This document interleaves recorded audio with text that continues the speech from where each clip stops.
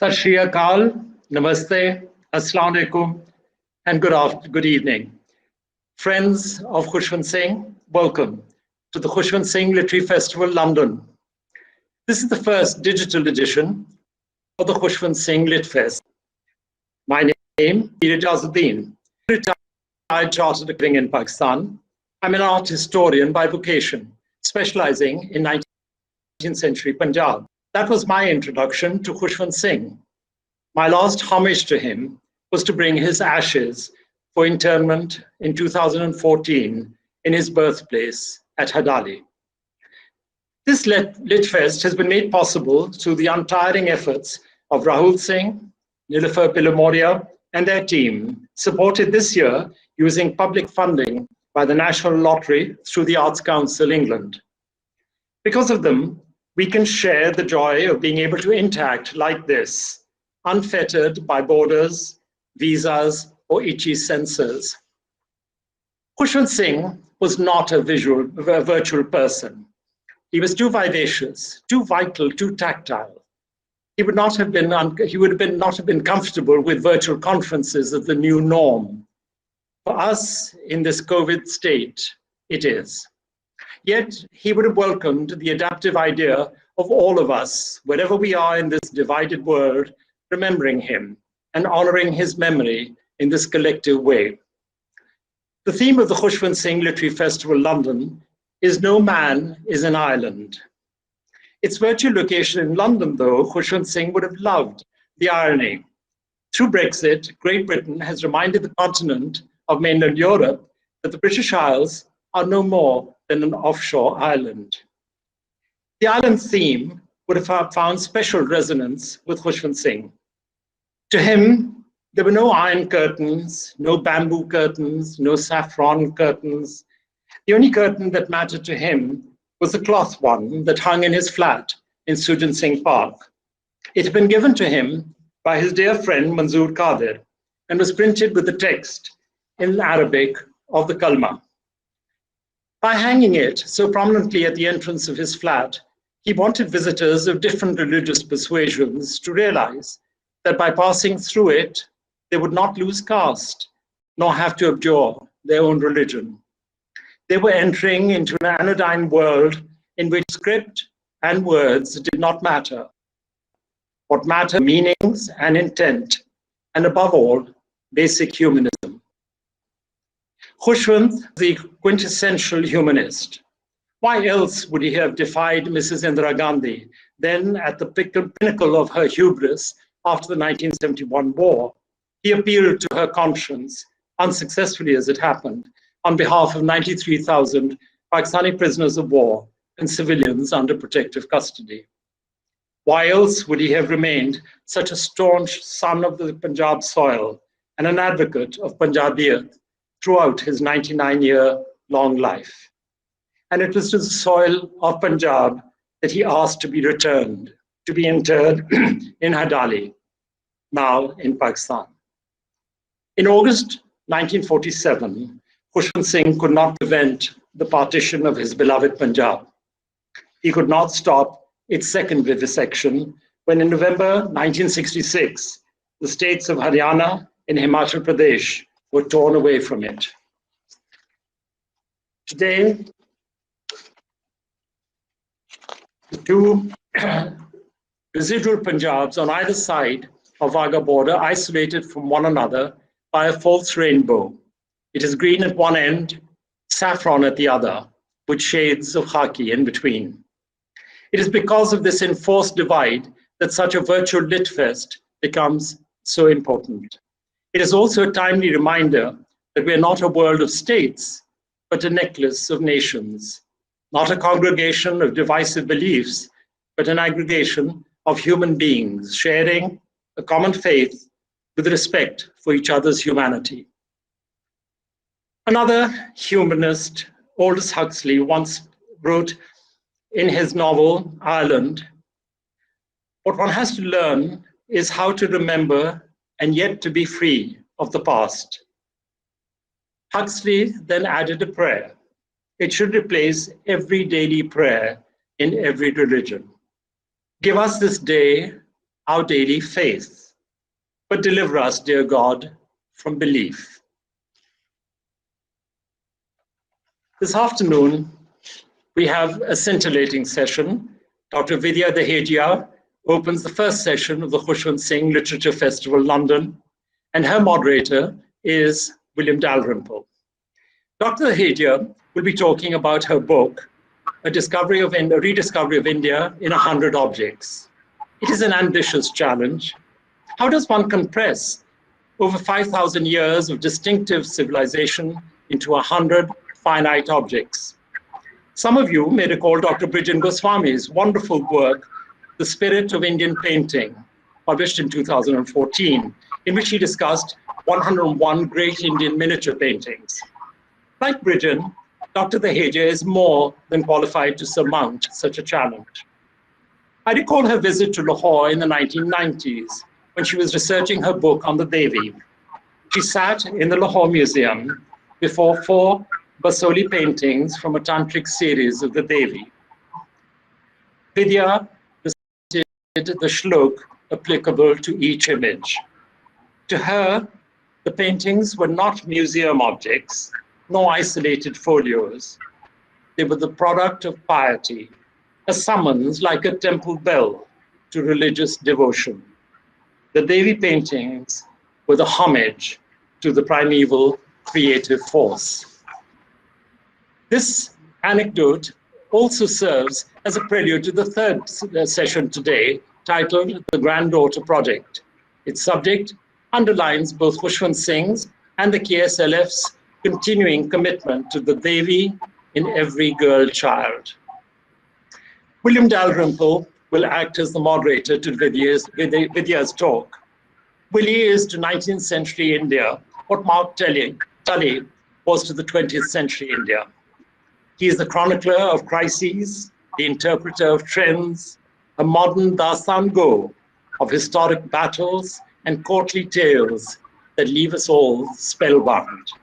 He is a joy to listen to and addictive to read. So Vidya, with that introduction, over to you. Thank you, Aijaz. Why a 100 objects book, you might wonder?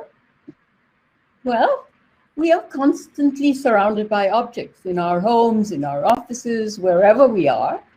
We're surrounded by things that channel and dictate our everyday life, things that we take for granted. But these objects speak to us, and they also speak about us.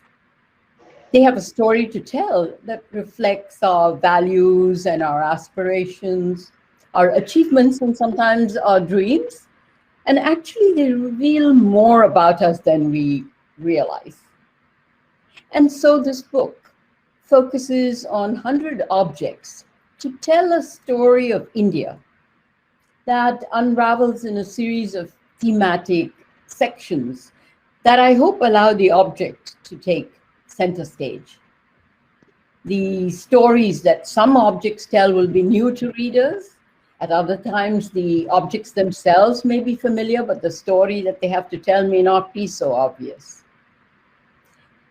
And importantly, these 100 objects shed light on the varying priorities over time, the differing strands of achievement that arose again to create this rich multicultural medley that is today's India.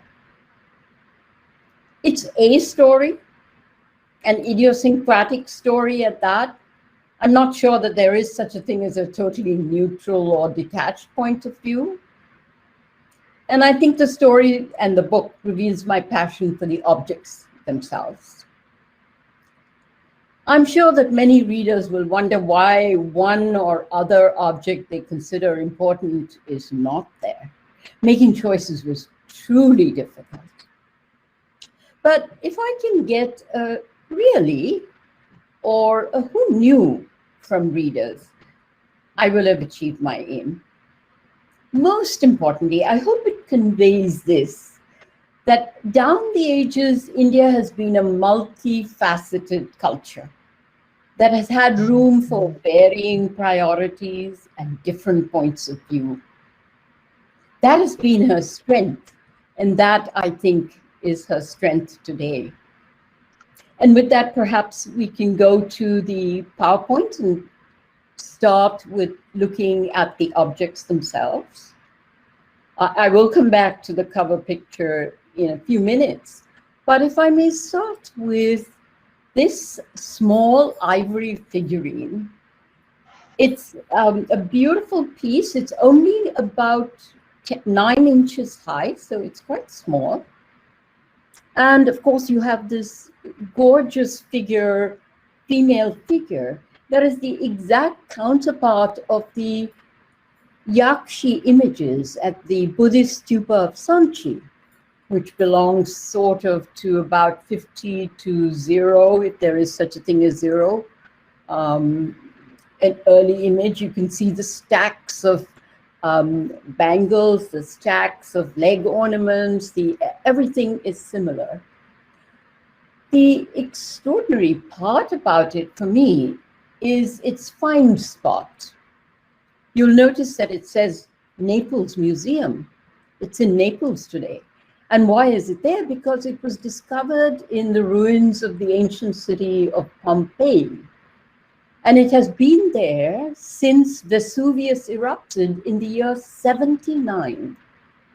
So it got there before the year 79. It's part of the ancient trade between India and the Mediterranean. We've heard a lot about that trade from textual sources, but this is the first time we have found an actual object which absolutely proves that trade during those days was vibrant. We know that there was a pepper trade. Pepper was exported in large quantities to the Mediterranean. We found a Roman recipe book that contains 400 recipes, and only 5 of them don't use pepper. It was a preservative, very important. We also know that fine Indian cloth was transported across. And now we know perfectly fine that pieces of ivory too went there. What was the ivory? What was this piece used for? There's actually a hole all the way into the image up to the hips. And it seems to have been part of a richly adorned chair, a throne chair, if you want to call it, which had these type of figures along the back on which that Roman aristocrat or whoever it was could lean back.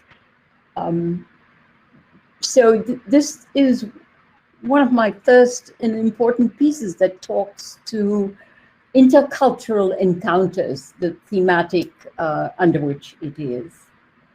Or I could turn to these beautiful granulated gold pendants, again of this very, very early period.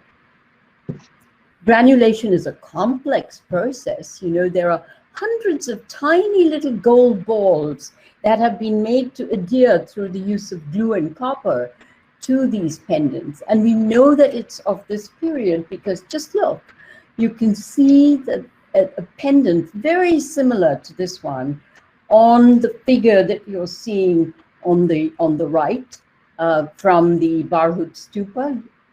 My arrow may perhaps be able to point to it, but I think it's obvious. And you can also see the Barhut Stupa, which is dated, by the way, sort of between 180 BC and 80 BCE. And you can see that there is this mythical sort of flower, which is from which this sort of pendant is being shown. So here is another object that says a lot about the urge to adorn. The urge to adorn, which in India is extremely important because adornment is important, it's auspicious. It makes somebody important, it makes them desirable. To be without ornament is actually inauspicious, it could cause danger. So apart from just the worldwide urge to adorn, in India, adornment has these additional important features about it.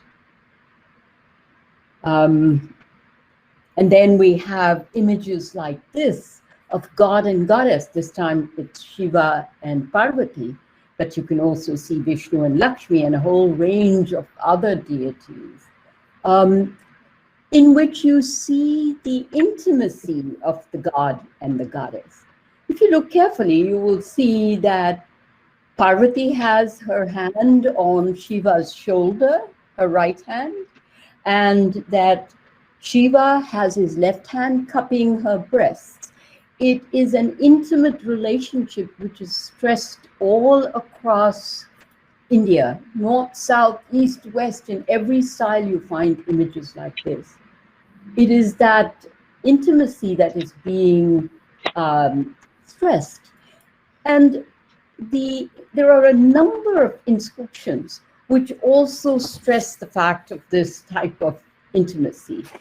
And they actually give us a very clear inkling of why these images were being carved. So one inscription from a Shiva temple says, "May Shiva, who experienced the delight of an embrace from Parvati, multiply your excessive delight." In other words, if you were giving a poem on the intimacy of God and Goddess, or if you were giving an image that stressed, like this one, that stressed the intimacy of God and Goddess, it was your offering to the temple, and in return, you got that same bliss coming back to you. Think of it in terms of the word prasada, where you take prasad, you take to the temple a little tray of offerings, like it has a coconut and a banana and a lamp and a flower, and it is offered to the god, and then it's given back to you, a portion of it. This is similar. You have offered either a poem about the intimacy of the god and goddess, or an image like this to the temple, and you are getting back a portion of that intimacy and bliss back to you as prasada.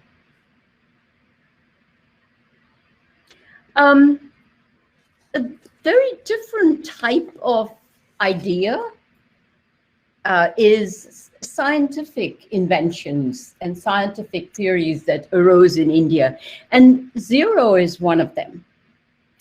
I believe that you will see that I have put 4th century CE here. I believe that they have revised it, maybe all the way up to the 7th century, but it's still an important, very important concept. Zero is a sort of nothing, but it's an indispensable nothing, right? And then in India, at the other end of the scale is infinity. That is everything, a limitless, inconceivably large number. And it's interesting, isn't it, that these two seemingly contradictory concepts, nothingness and all-encompassing, Shunyata and Ananta, are completely, comfortably accommodated in Indian thought. It's because these were also philosophical complex deliberations on the void and the infinity. And it looks as if higher mathematics and philosophical deliberation might have had something in common and were in a way talking to each other. And of course, zero as a number to be added to the numbers 1 to 9 is definitely India's contribution to the world of science, because it moves every number to the left by 1 place, increases the size by a factor of 10. So 1 with the 0 is 10, with 2 zeros, 100, 3 zeros. This whole thing we think of as a decimal system was very much there in India at a very, very early date.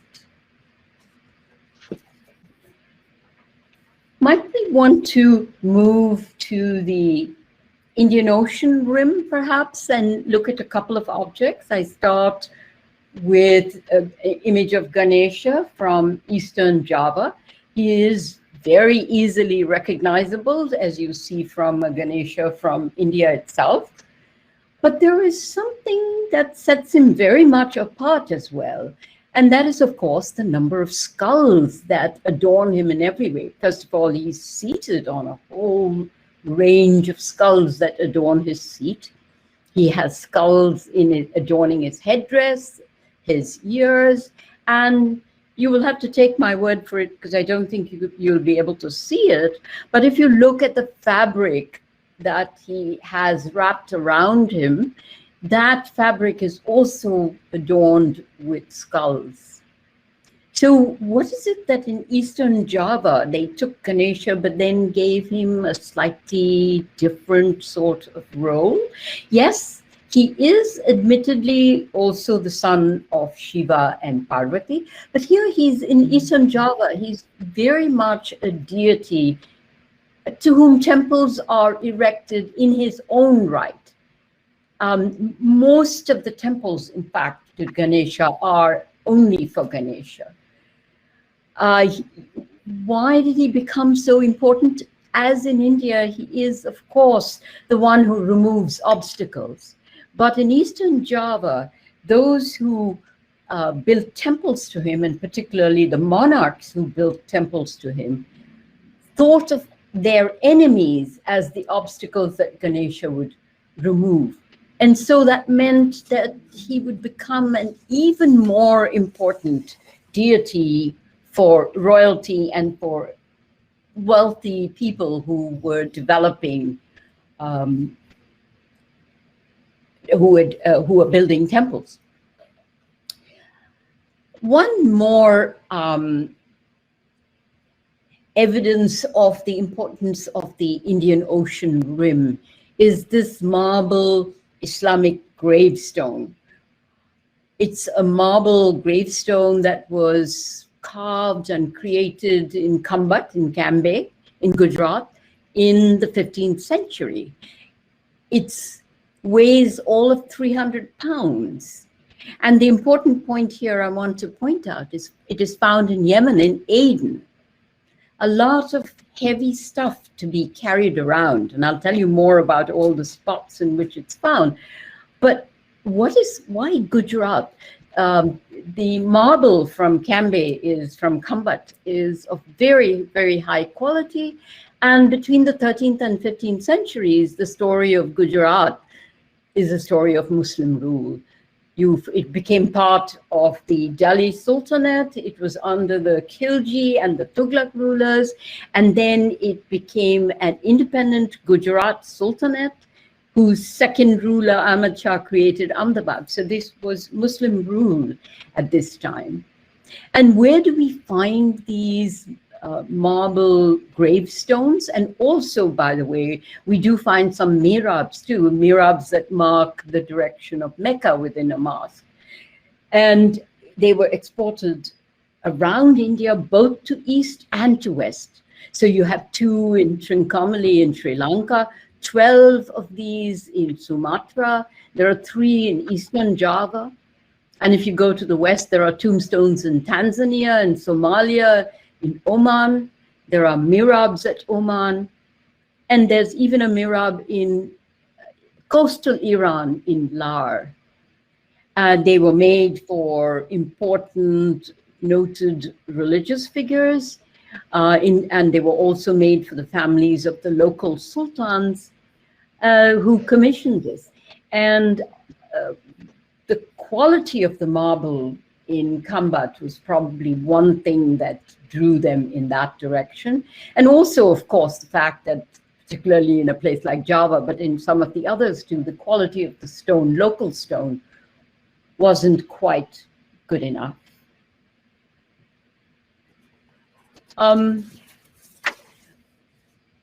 If we continue on that sort of trend, and William, I'm willing to stop anytime you would like to move in. Keep going, Vidya, keep going. I've got a list of questions for when you finish, but I'm loving it, so please. All right, okay. Don't hesitate.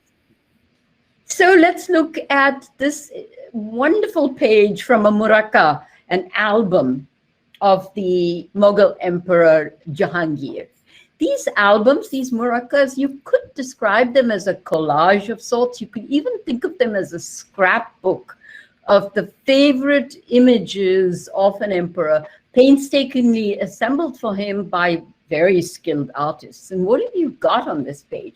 You've got a small portrait of Jahangir on the top, which is signed in the right margin, the right white margin, by Hashim. And then you have a portrait of a very young, youthful Christ carrying the cross, which is signed by Abul Hassan.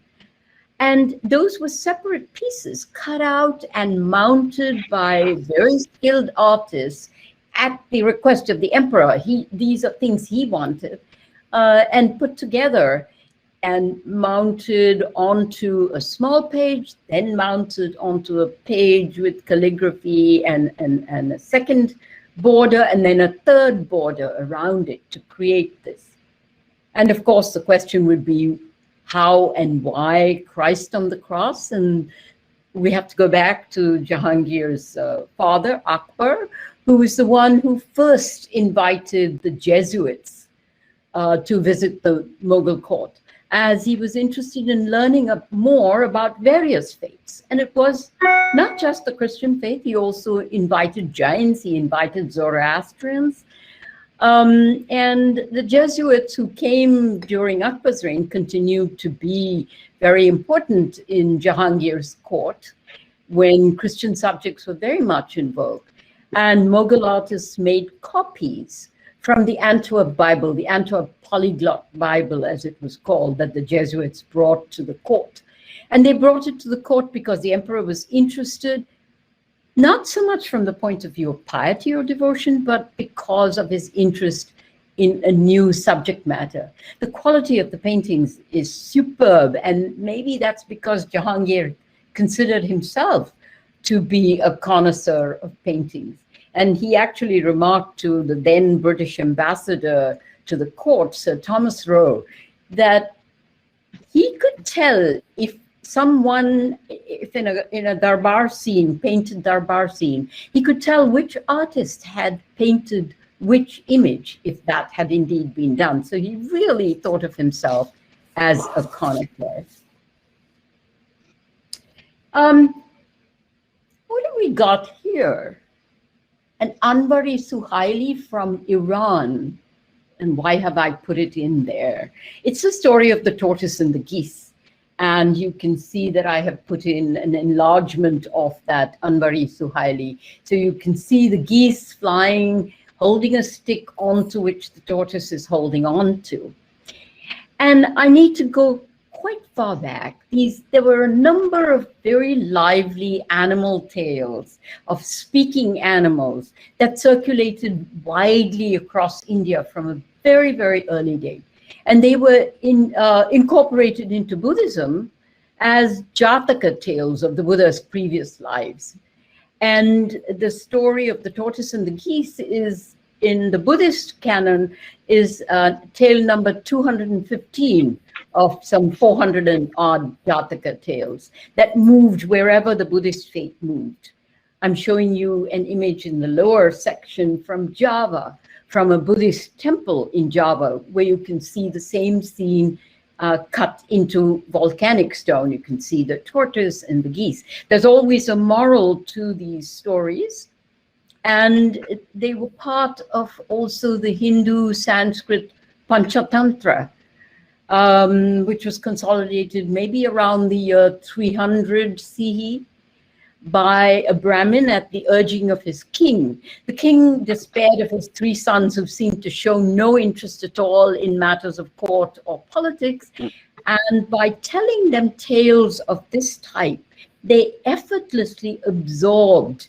For instance, this is the one, this story tells you the necessity of not speaking unnecessarily. In this case, the story is that when all the villagers talked about what is happening up here, is the tortoise being kidnapped perhaps, etc., the tortoise opened its mouth, let go of the stick, and of course fell to its death.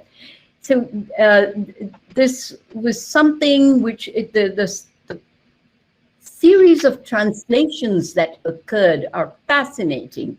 It was translated around the year 550 into Pahlavi. Then there was an Arabic version, and then there was a Persian version. And the Persian version actually inspired the Mughals, so that in a way we've got Mughal tales also of this.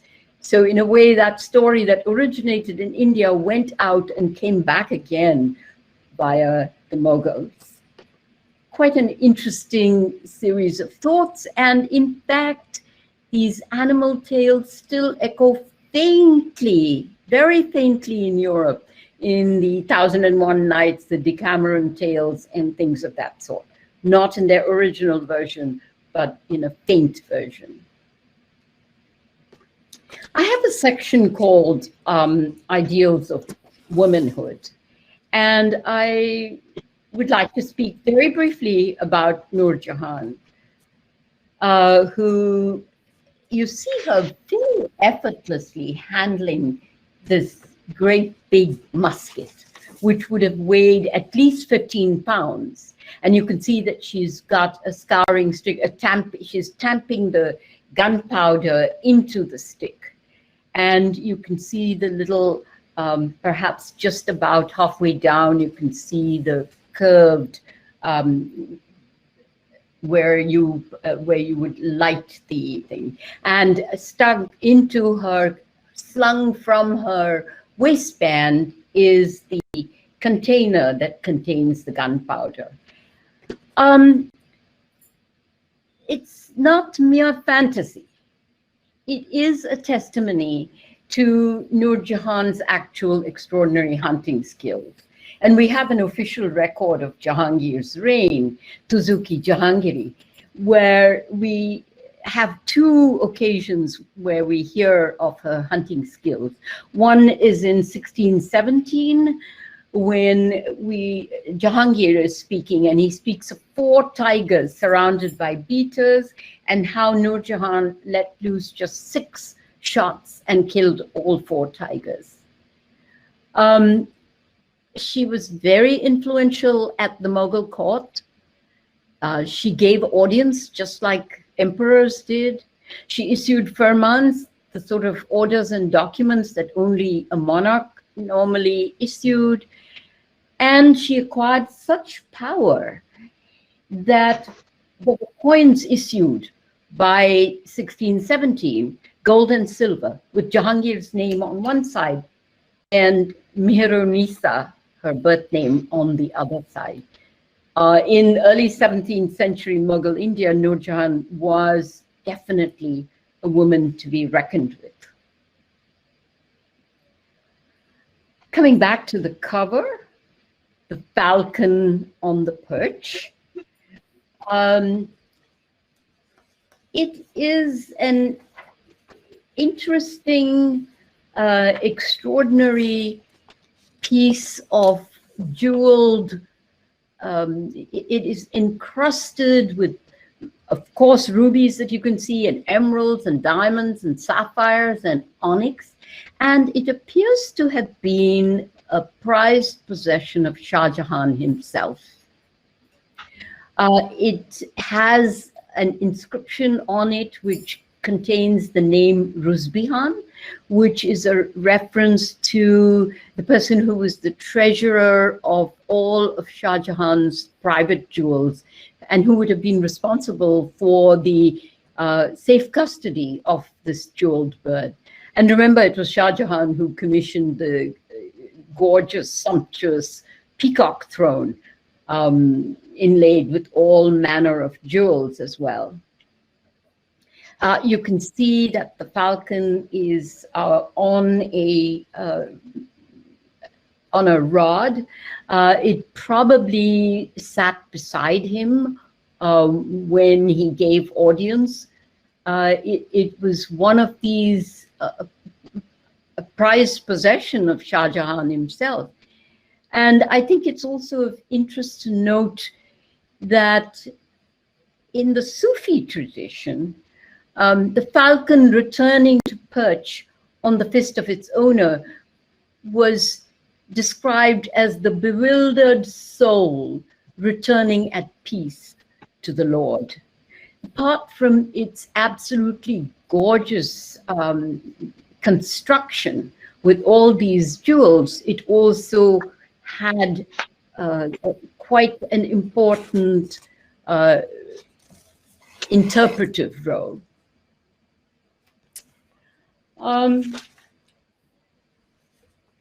Let me move to a page from Jagat Singh's Ramayana. You can see that there are a number of images on this page.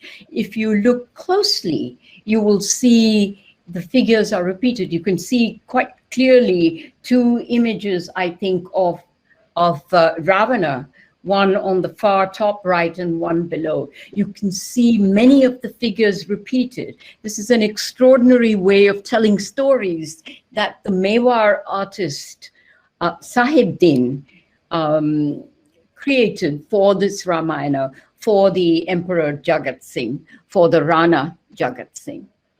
And it's interesting that the person who created this page, the court artist of a Hindu ruler, was a Muslim whose name was Sahibdin.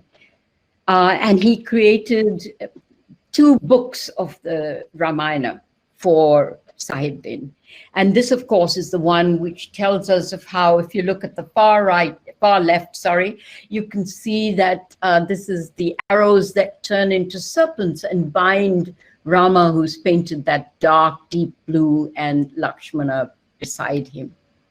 It's got 11 parts of the story. It starts at the center, moves to the top right, then to the lower left, and then goes all the way around into the sky and down below, and tells you this fantastic story.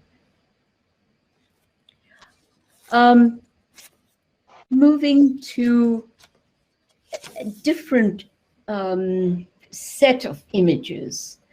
I want to show you this Jewish marriage contract, ketubah, from Kochi in the year 1887.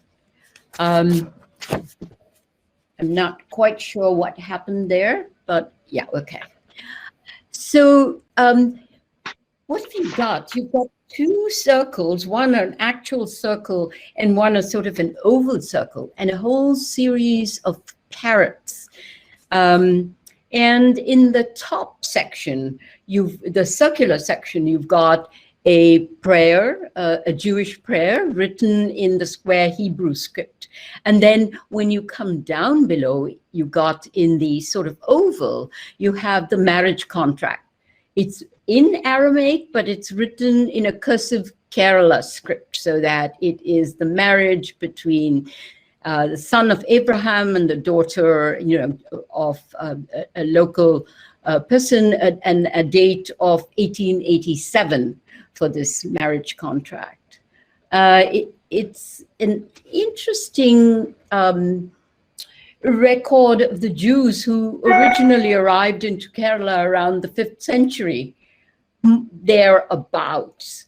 They established a Jewish presence, which the town of Kochi particularly remained very active as a Jewish center.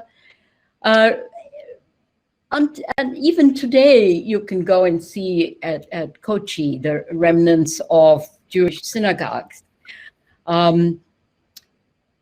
And it was in the 1950s that a whole series of Jews, actually Kerala Jews known as Kochinen, migrated to Israel, where they are a major presence. But they were a very significant feature in India at one time.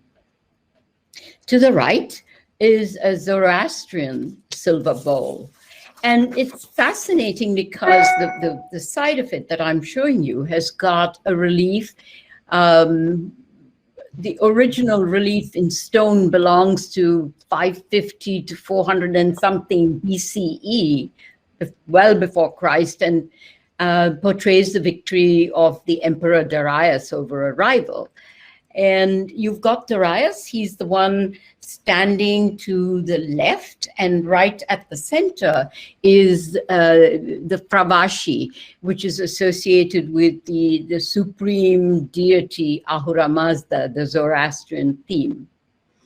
And the only accommodation to anything Indian is the fact that the figure of the woman right below him is actually draped in a sari.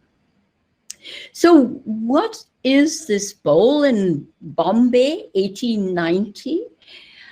This is when there was a lot of silver work being made across India. Bombay was one of those places. And of course, it is a Parsi bowl. The Parsis who fled persecution in their original homeland arrived in Gujarat in the mid-10th century of this era, and the local ruler permitted them to settle there and to follow their own religious customs. His only demand was that they should adopt the local language, which was Gujarati. And of course, the Parsis speak Parsi Gujarati, as we call it. Why was this scene from ancient Persia part of this? Well, we know that there was a book at this time in 1896 that was published in Bombay, which had various scenes from the homeland, if you want to call it, of the Parsis, the original homeland. And it is obvious that this was one of the scenes that was taken from that book and put onto a ceremonial bowl, and speaks to the active presence of Parsis in Bombay at this time. And finally, I'm going to give you one more example of art, a knotted piece of, these are figural sculptures, but scarcely figural. You've got this rope-like fiber that has been twisted, it's been woven, and it's been dyed. It's just an ordinary material, but then molded into these figures by Mrinalini Mukherjee. I mean, she was given the name Mistress of Texture, as one of the words that is used to describe her. She didn't use a standard loom to work her fabric. She did them painstakingly by hand, and she worked from the bottom up to create these various figures. She twisted them, she dyed them. There were armatures inside which were then removed. It was hard work, and she often only prepared one image per year. And it's been described as finger-aching ingenuity when she produced these absolutely wonderful figures. So why don't I leave the imagery there and turn it over to William, whom I'm sure has a lot of comments, ideas that he will share with you and add to this discussion. Well, Vidya, what an enormous pleasure it is just to hear you talk so passionately about this material you've been working with for so long. This is a whole life, professional life, dedicated to this. What I always admire about you, just for a bit of fan mail before we get into discussion, is the way that you've combined three really quite different careers so beautifully. First of all, obviously, the academic, you teach at Columbia, you worked away from your PhD on caves, and very much part of the university academic world. But beyond that, your curatorial career, curating these spectacular exhibitions that have given or introduced people around the globe to so much of Indian art that they'd never seen before, whether it's Chola bronzes at the Royal Academy or the Great Goddess in Australia and elsewhere. And then this third career, which seems to be blossoming now in your supposed later years, but you seem to have the energy of a 21-year-old or a 16-year-old, writing so spectacularly beautifully about this. And we're so lucky to have two people in India, really, who have this facility to write with massive and spectacular beauty about Indian art. Yourself and Brij Goswami, who Ijaz mentioned earlier, both of you great prose stylists, as well as specialists in your field. And I mean, as an art historian, I spend a lot of time reading very turgid art history by academics who have no sense, really, of what anyone wants to read, and have this spectacular ability to kill the objects often that they're describing, and killing with detail, and often missing wood for trees, in getting lost in parallels and so on. And you and Brij have this fantastic ability to use literature, to use faith, to use sensuality, to bring out the essence of Indian art. And what's lovely is, in a sense, the way that both of your work is so complementary. You've perhaps gone more for the three-dimensional, the sculpture, and the earlier period. Brij has concentrated more on the painting and the later Rajput and Pahari tradition. But the two of you together fit so beautifully, and it's just a pleasure now to have a book which I think probably is in a sense your most popular book, aimed very specifically at a general audience. Why at this stage in your career did you reach out, in a sense, so widely with this one? What made you wish to address it so far from your original academic patch? I think it's my own personal passion for the objects, and feeling that it's fine to be within the confines of a museum or the confines of a university and put this across and be very serious about it. Although even my serious books, I've tried to really write more accessibly. But the passion is there, and I felt that I wanted people who weren't necessarily interested in art history, which is a sort of a term that I don't really care for, but there's no other term to sort of replace it. How does one get the regular general reader interested in objects and how objects tell a story and can be made to tell a story which is easy to appreciate? And this book, of course, just has, each page has the object and the text, so that you've got maximum 600 words within which to try and distill and express my personal appreciation for objects like this. The other thing was that, this was an opportunity, if you're talking about India, to talk about the multiculturalism that to me is a very, very major part of India. We are, it's not just a Hindu. Yes, Hindu India produced wonderful stuff, but so did Muslim India and Zoroastrian India and Jewish India. And India is this, it has these many streams. This is what is her strength. And the idea that you could actually bring together objects, and in just 600 words per object, per 100 objects, you could put across, I think the visual, a picture says 100 words, is what is often said about it. And I think the visual can convey in a way that you need a lot more words sometimes to convey. And so when today you're confronted by people who say India is a Hindu civilization, this is the heart of our culture, what's your response to them? It is a Hindu civilization, but it has from very early times had people and faiths of different types that made it their home. And we are this amazing multicultural medley today. I mean, think about the Taj Mahal, which everybody knows. You think of India when you think of the Taj Mahal, and yet it's not a Hindu. We've been fortunate. So many Rajput elements in the Chatris and so on. But yeah. Yes, it's such an admixture, and all these cultures have.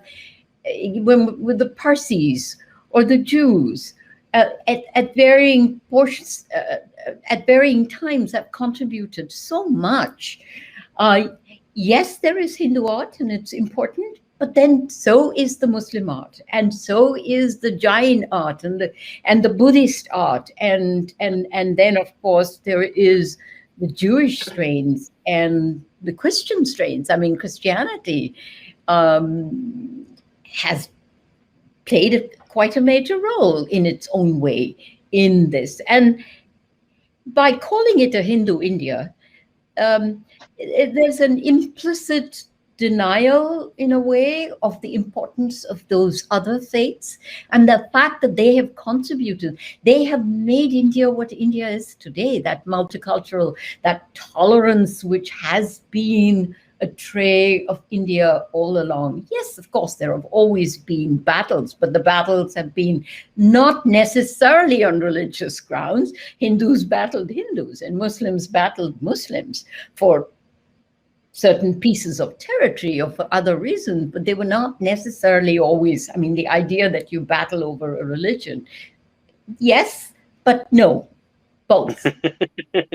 Another thing you tackle on is, there's so much focus today, often in political rhetoric, about India as a colonized country, and in the views of the Hindu right, one colonized by Islam as well as by the British. But one of the themes that seems to run through this book is the incredible influence of Indian culture beyond India. This whole ocean rim that you're talking about, the Ganeshas from Java, the way that the Bakshali zero that you, this extraordinary invention which has changed mathematics everywhere in the world, has beamed out.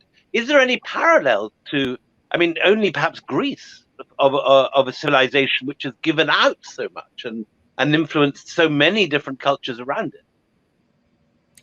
Yes. On that, I think there's one important point about India. When you look at Greece and you look at Rome, those cultures, there was a break. And modern Greece is not the same as ancient Greece, and modern Rome is not the same as ancient Rome. But in India, there's been that continuity, that amazing thread of continuity, that it has welcomed people who came in, or there were people who came in as conquerors, but they merged, they became part of the civilization. And the civilization that we can see that it's the same civilization, which has had influx of people, influx of ideas, influx of thoughts. But the modern Indian still talks about the Rig Veda, which was an ancient Indian thing. That doesn't happen. I mean, yes, you talk about the Iliad and the Odyssey in Greece, but you talk of it as an ancient text which was forgotten and which is not relevant anymore today, but which you still study and which you are glad is there. But in India, the Vedas and the Upanishads and the stories of those times are the stories of these times. The Ramayana and the Mahabharata, which date quite way, way back, are still, there's been that living text. Yeah. Yes, which hasn't been there in many other cultures. And I think India is very fortunate that there has been this continuous thread. There have been invasions, if you want to call them invasions. There have been people who have come and wanted to live in this country and take over parts of it. And instead of letting them take over parts of it, I think what India has done is to take the best from them and incorporate it into this multicultural medley that is India. That is not just a Hindu India. We've got so many things. I mean, I don't think anybody would want to turn around and say the Taj Mahal isn't Indian just because it's Muslim. So it's an extraordinary way of thinking about people who have entered, and maybe the fact that so many different people have entered from very, very early times, have entered this country and have taken over at certain times, but also have taken things from India and made it part of their living. These people think of themselves as Indians. They don't think of themselves necessarily as yes, their roots are elsewhere, but they don't necessarily hop back to those roots. So it's an interesting and strange situation. I think we're very fortunate. Indians are very fortunate in having this multicultural strands of heritage that they can consider their own. And I say the way that it's been exported, the way that, you know, Garuda is the national airlines of Indonesia, the way that the Mahabharata and the Ramayana are known right through Southeast Asia, the churning of the ocean sits in the largest Hindu temple in the world in Cambodia. Yes, that's true. All of Southeast Asia, where rather than colonizing, what the Indians did in Southeast Asia was to go there as merchants and traders who were highly respected, and occasionally they married the daughters of the chieftains of that area, and they got an elevated position, and they didn't hop back to India all the time, so that your Ganesha or your Shiva is originally, the idea might come from India, but its actual physical form is shaped by local conditions, because unlike the Chinese who hopped back to mainland China all the time, in Southeast Asia, the Indians developed in their own way in each of those countries. And that's the only reason you can tell an Indonesian Ganesha as different from a Vietnamese Ganesha, that's different from a Thai Ganesha, because it developed in different ways in its own areas without necessarily always going back to the origins. Now, this is the Khushwant Singh Literary Festival, and obviously we have to honor our namesake by talking about sex and sensuality at some point in this conversation. And you showed us at the beginning that extraordinary Pompeii Yakshi with her amazingly naked and sensuous form. Why is it that Indian art is so incredibly sensual, particularly in the early period? And what were those Yakshis signifying? What are they promising the viewer? Whether they're on a chair in Pompeii or in Bagram in Afghanistan, or on a gateway in Sanchi. I think we have got words today that probably never existed in ancient times, like pornography. And we tend to There's no think... Sanskrit for pornography. The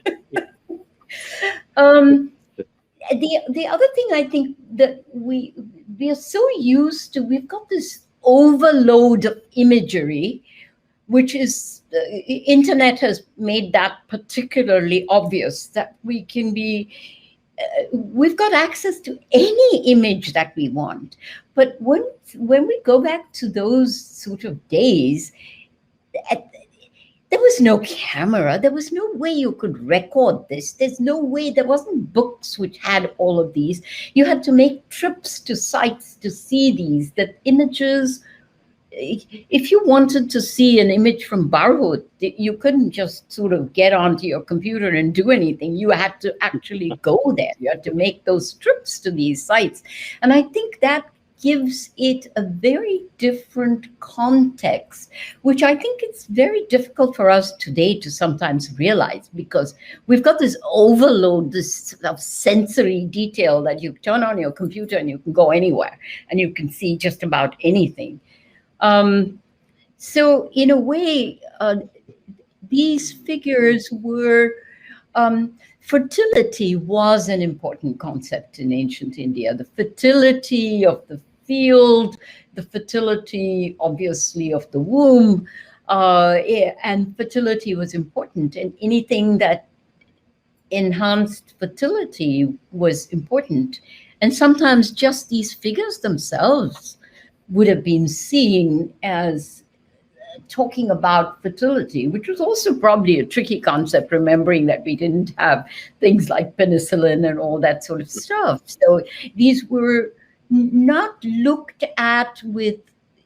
The trouble is, our modern eye looks in a different way from what the ancient eye would have looked. The eye would have been a very innocent eye, seeing what it was seeing and seeing it in the context of the importance of fertility, the importance of marriage, the sacrality of marriage, the marriage. If you think of Sigria with all those graffiti next to the women, you do get generations of men very early on going looking at the bare breasts of those Sigria women and being turned on by them. They write this erotic poetry next to it. It isn't as if it's that innocent, but it is a straightforward statement of sensuality then as now. Those definitely are, and there would always, I suppose, have been figures like that. But then which is odd in a Buddhist context, because you go to Kerala or somewhere and you're arriving at a Buddhist monastery, but what you have in front of you is a kind of Bollywood scenario. You have all these couples cavorting around, some actually dancing in moves very like a modern Bollywood poster. And it's on the outskirts of a Buddhist monastery. What's going on there? I thought Buddhists were meant to be withdrawing from the world and avoiding sexuality. How come these two things be conjoined? Well, there is for us, there is a contradiction in terms there. But when you think of those couples at Karli and you look at the inscriptions, it's a monk who is donating that. Right. So it's not just a normal merchant or trader or somebody who is doing that. It's actually a monastic. When you look at that figure at Barhut, which I showed early on when we were looking at the jewelry, most of those images are given by monks or nuns. They are the people who are the monk or the nun who has renounced the world as it exists and who has taken on a role of celibacy is still commissioning and getting carved a very sensuous figure, because that's for everybody else, I guess. You have to have sensuality. But he obviously thinks it's suitable for the front of a monastery. That is the extraordinary thing, isn't it? It was the eyes. Is there such a thing as an innocent eye today anymore? And were those innocent eyes before the overload of pornography has sort of jaded our minds and jaded our eyes as well? Just to follow that idea through, a question I always inevitably get asked every time I put up a yakshi on Twitter or something is often from diaspora Hindus, slightly suspicious of this nakedness, saying, were women in ancient India actually naked? Was this just a literary trope or an artistic trope? Or did people go around as bare-chested as they seem to have done in ancient Indian art? No, there's translucent clothing which has been moved aside. The artist who's doing it has a different idea.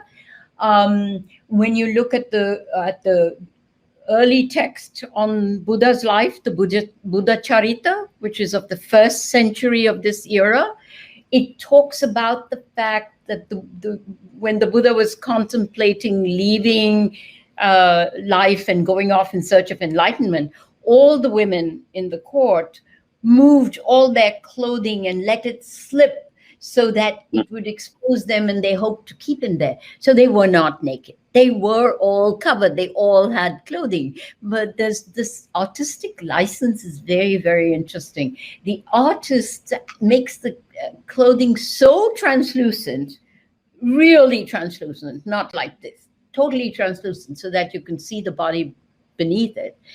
So there's the artistic license, and then there is actuality. And if you look carefully, for instance, at Khajuraho, you think these are naked figures, but every one of them's got the end of the skirt shown. A hem somewhere. Yeah, absolutely. Sort of, it's there, but So again, just to kill another idea that often comes up when you put these images up publicly, so it wasn't just the arrival of the Muslims which made Indian women cover up, or indeed the arrival of Victorian missionaries in the 19th century. I do believe that both the coming of Islam and the coming of the British did have an influence on what was considered appropriate and proper, and of course, I mean, as the what shall I call it? Not access, as knowledge of the outside world and what other people thought was appropriate came in. When you had the Portuguese come in and be shocked, I mean, it was a different scale of values, and it was also a climatic scale of values in which very light clothing or hardly any upper clothing but something wrapped around was appropriate. Well, if you did that in England, you'd freeze to death, or not in England, maybe you'd be, but in many parts of the world, which has a severe winter, you couldn't do that. So there was also... but even somewhere like Delhi that can get a bit chilly in winter, you get in the Mughal court, you get all that buffed hawa, the woven air, the very, very fine kind of, and you see the women wearing that in late Mughal miniatures, particularly in Lucknowi and late Delhi. There's always the disconnect between an artistic depiction of a woman and what was actually going on, I think, at that time. So there's artists seem to have had an artistic license that is questionable or suspect. But so a final question on this before I go to, there's some wonderful questions coming up from your fans, but a last one again. A lot of comment when one of these pictures gets put up on Instagram or so on is it the question of a male gaze. Are all these artists male, or do you get female artists in India, in ancient India and medieval India? Unfortunately, we have very little actual evidence of female artists. On the other hand, we have very few names of artists on the whole. Artists seem to have worked as part of a guild, and it doesn't seem to have been the thing to sign any sculpture. There are on paintings, later paintings, there are a few names of artists, but early on we have very, very few names. We have one or two female names. So they do exist early on? There are a couple of instances of the daughter Where are of they? artists, and I will get back to you on that. But purely more modern, a scholar who is working on Nathdwara and spent a lot of time in Nathdwara families. So this is a modern story, not an ancient story. Says that the women painted these Nathdwara paintings of Krishna, and they would stack them under the bed. And when somebody wanted to buy it, these would come out. And when somebody bought it, one of the male members of the family signed it and then gave it over. So there was no protest apparently from anybody. It was considered okay, and the men obviously thought that it was necessary for them to put their name on it. So that is modern. That is a 20th century story from a researcher who worked on. I come across an instance in White Mughals where a grandmother in a harem in Hyderabad in 1830s writing to her Anglo-Indian grandchild, who's then living in Torquay in London. And they're back in touch after a break. This is the children of James Achilles Kirkpatrick and Haronisa. And the grandmother, Shripanisa, writes to Kitty the granddaughter, and says, when a female artist next comes to Hyderabad, I will have my portrait painted. So clearly in 19th century Hyderabad, female portrait painters were around. I think, yes, a lot of women, even when the first photographic studios were established, there was a special photographic studio where women would go because they would be women photographers. So, but I'm not sure how, we don't have information of this sort from an early period. It would be wonderful to find some, but we don't have it. That picture of Nur Jahan is by a man? Do we know? I would assume so. That one does not have a signature on it, unlike many of the others. Perhaps it was cut out and made into an album page. Maybe it did have, maybe it was cut out, but it doesn't have one. We're nearly out of time, Vidya, and your fans will be very upset if I don't ask at least one question from the questions pouring in from your admirers. But Rahul from Bedford asks, what is the process of selecting the 100? How did you choose what to put in and what to take out? Oh, it was taking out because I put in so many as my original, and then realized that, you know, this is 10 times the size of the book. Ultimately, I have to take out. Making it into thematic sections sort of helped. And the thematic sections are like into history, the urge to adorn, intercultural encounters, kingship and courtly culture, Indian Ocean networks, is how I finally, this is a sample of how, you know, India through British eyes, or Deshi expressions, which is sort of folk traditions or ideals of womanhood. I had so much, and it was a very, very difficult choice. I also wanted to represent the different parts of the country and not leave out certain parts of the country. So playing with ideas of this sort was a very tricky one. And I'm sure that there will be people who will say, well, how did you ignore this? Or how did you ignore that? But it was a tough decision. That's all I can say at this stage.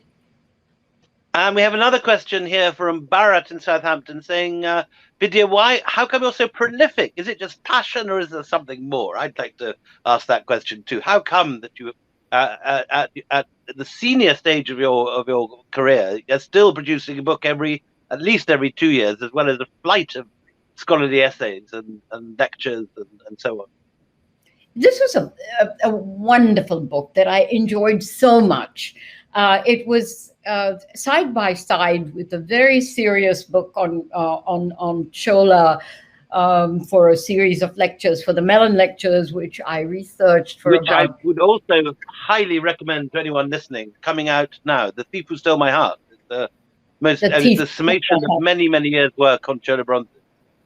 Yes, so from in between extremely serious research on a single topic of 400 years in one part of India, this was my real pleasure. It gave me so much pleasure to be able to introduce to non-specialist readers. It's aimed very much at non-specialist readers. Some of major objects that I thought were very important, and to reduce them to 100 was extremely difficult. And at the end of the book, there is a further reading of at least one per each of the 100 objects, so that somebody who would like to know a little bit more can actually go look up that, and that one will have a big bibliography and they can go further.